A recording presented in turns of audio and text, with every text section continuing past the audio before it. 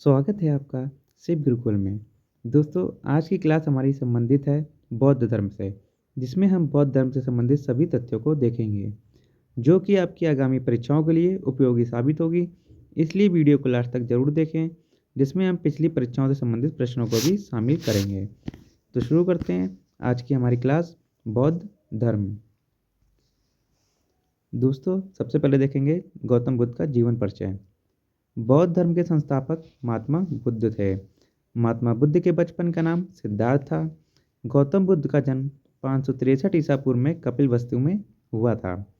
इनके पिता का नाम शुद्धोधन था, जो कि शाक्य के गणराजा थे। शिशुकाल में सिद्धार्थ की माता महामाया की मृत्यु हो गई थी।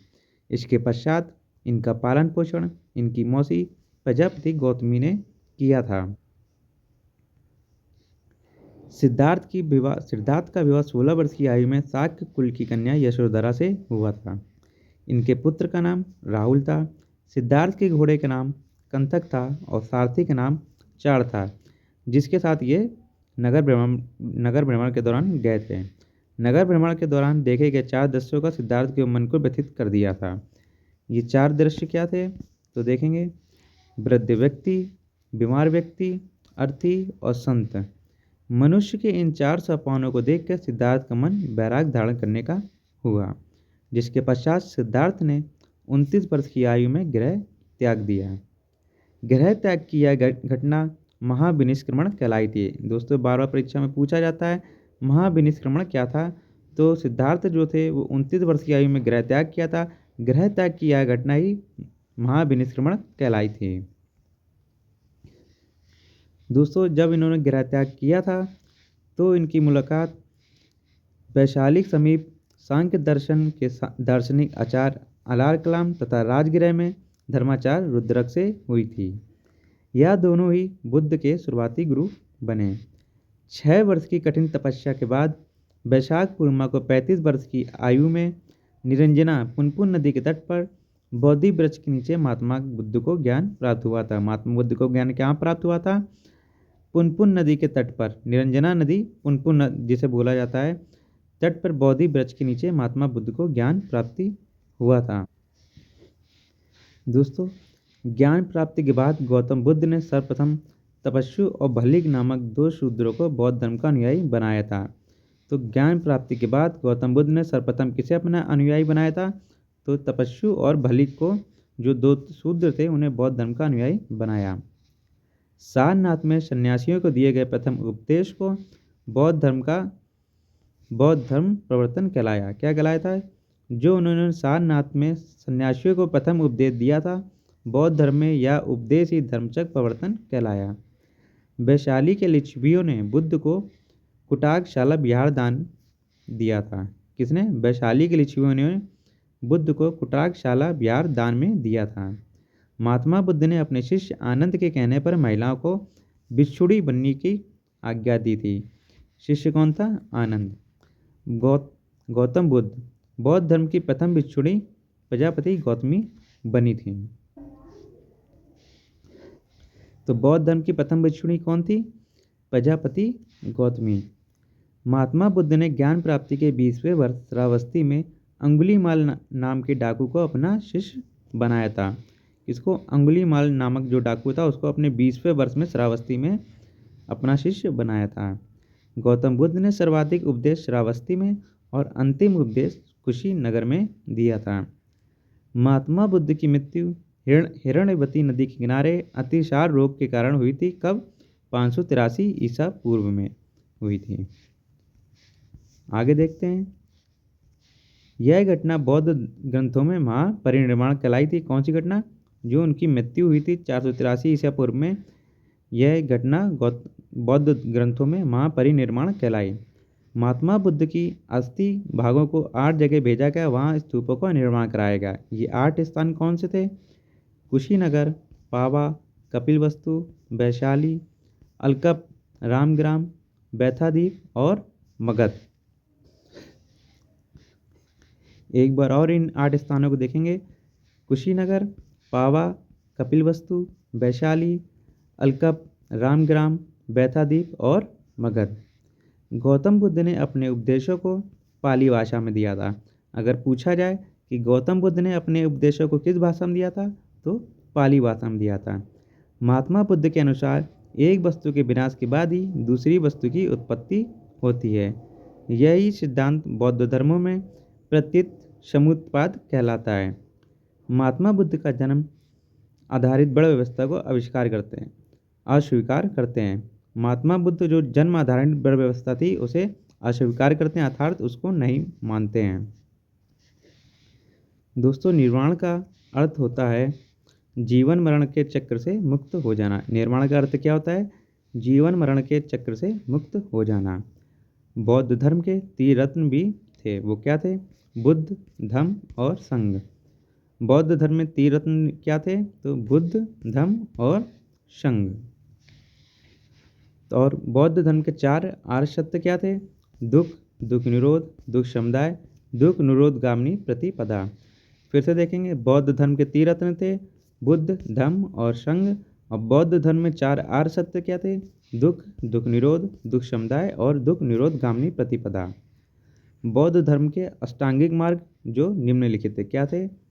सम्यक दृष्टि, सम्यक संकल्प, सम्यक वाक, सम्यक कर्मांत, सम्यक आजीव, सम्यक व्यायाम, सम्यक स्मृति, सम्यक समाधि। फिर से देखेंगे अष्टांगिक मार्ग क्या थे? सम्यक दृष्टि, सम्यक संकल्प, सम्यक वाक, सम्यक कर्मांत, सम्यक आजीव, सम्यक व्यायाम, सम्यक स्मृति और सम्यक समाधि। अब हम देखेंगे बौद्ध धर्म के 10 शील निम्न थे। क्या थे? पहला अहिंसा, दूसरा सत्य, तीसरा अस्तेय, चौथा अपरिग्रह, 5वां मद्य सेवन वर्जित, 6ठा असमय भोजन, 7वां सुखप्रद होकर न सोना, 8वां आभूषणों का त्याग, 9वां ब्रह्मचर्य और 10वां व्यभिचारों का दूर रहना। उपर्युक्त शीलों में गृहस्थों को 5 शील मानना अनिवार्य था, जबकि जो बौद्ध धर्म के भिक्षु थे उन्हें 10 शीलों को मानना अनिवार्य होता था और गृहस्थों को 5 शील मानना अनिवार्य था। दोस्तों, अब देखेंगे बौद्ध धर्म में दर्शन क्या थे? अनीश्वरवाद, शून्यतावाद, अनांतवाद और क्षणिकवाद, ये बौद्ध धर्म में दर्शन थे। अब हम आगे देखते हैं बौद्ध संघ। संघ में प्रवेश होने को उपसंपदा कहा जाता था। क्या? संघ में प्रवेश होने को उपसंपदा कहा जाता था। संघ की सदस्यता लेने वालों को श्रमण का दर्जा प्राप्त होता था। संघ में 10 वर्षों के बाद भिक्षु का दर्जा मिलता था। कब मिलता था? संघ में 10 वर्षों के बाद भिक्षु का दर्जा मिलता था। बौद्ध धर्म में वर्ण व्यवस्था और जाति प्रथा का विरोध किया गया। पूर्णिमा तथा अमावस्या को एक सभा आयोजित की जाती थी जिसको श्याम उपोषयम कहा जाता था। इस सभा में प्रत्येक सदस्य अपने द्वारा किए गए नियमों का उल्लंघन को स्वीकारता था। जो उसने नियमों का उल्लंघन करता था वो इस सभा में स्वीकार करता था। बौद्धों का सबसे पवित्र और महत्वपूर्ण दिन वैशाख पूर्णिमा है, जिसे बुद्ध पूर्णिमा भी कहा जाता है। दोस्तों, बुद्ध पूर्णिमा जो है बौद्ध धर्म में सबसे पवित्र दिन होता है, क्योंकि इस दिन महात्मा बुद्ध को ज्ञान प्राप्ति हुई थी। बौद्ध धर्म अपनाने वालों को 2 भागों में विभक्त किया गया था। किसमें? भिक्षु और उपासक। भिक्षु क्या थे? जो गृहस्थ जीवन त्याग करके बौद्ध धर्म को अपनाया था उन्हें भिक्षु कहते थे, और गृहस्थ जीवन में रह के बौद्ध धर्म का पालन करने वालों को उपासक कहा जाता था। स्तूप 4 प्रकार के होते थे। पहला शारीरिक, दूसरा पारिभौमिक, तीसरा उद्देश्य का और चौथा पूजार्थक स्तूप। आगे देखते हैं चैत्य। पूजार्थक स्तूपों को चैत्य कहा जाता है। चैत्य का शाब्दिक अर्थ होता है चिंता संबंधी। अब देखें बिहार। स्तूपों के पास बौद्ध भिक्षुओं को आवासीय स्थान जो प्राप्त होता था उसको बिहार कहते थे। गौतम बुद्ध की सर्वाधिक मूर्तियाँ का निर्माण गांधार शैली में हुआ था। अगर पूछा था गौतम बुद्ध की सर्वाधिक मूर्तियों का निर्माण कौन सी शैली में हुआ था, तो वह थी गांधार शैली। अब हम पढ़ेंगे बौद्ध संगतियाँ। प्रथम बौद्ध संगति का आयोजन 483 ईसा पूर्व में राजगृह में अजातशत्रु के शासनकाल में आयोजित हुई थी।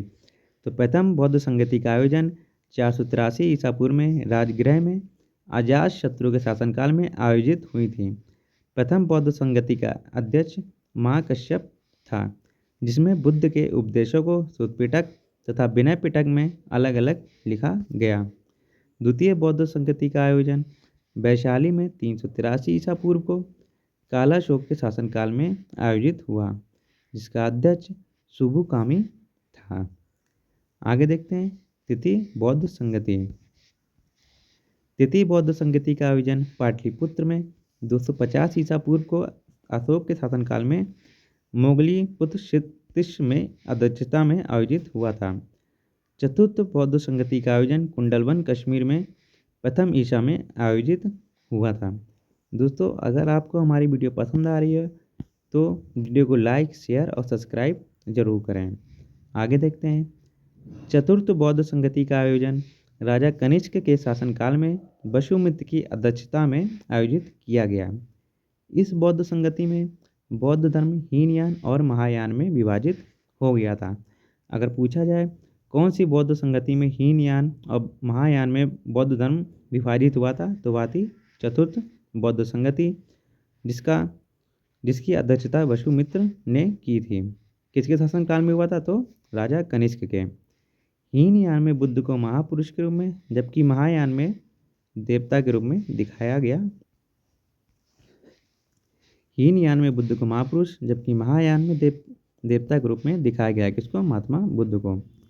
हीनयान में महात्मा बुद्ध को प्रतीक के रूप में माना गया है, जबकि महायान में बुद्ध की मूर्ति पूजा की मान्यता दी गई है। ब्रजयान संप्रदाय, ये क्या था? 7वीं और 8वीं शताब्दी के आते आते बौद्ध धर्म के नियमों में परिवर्तन आया, जिसके परिणामस्वरूप ब्रजयान संप्रदाय सामने आया, जो महात्मा बुद्ध को दिव्य शक्तियों वाला मानता था। कौन? ब्रजयान संप्रदाय। अब हम आगे देखते हैं बौद्ध धर्म के सूत पिटक। यह क्या थे? बौद्ध धर्म के सूत पिटक, जिसकी रचना आनंद ने की थी। किसकी? बौद्ध धर्म के सूत पिटकों की रचना आनंद ने की थी। कौन से थे?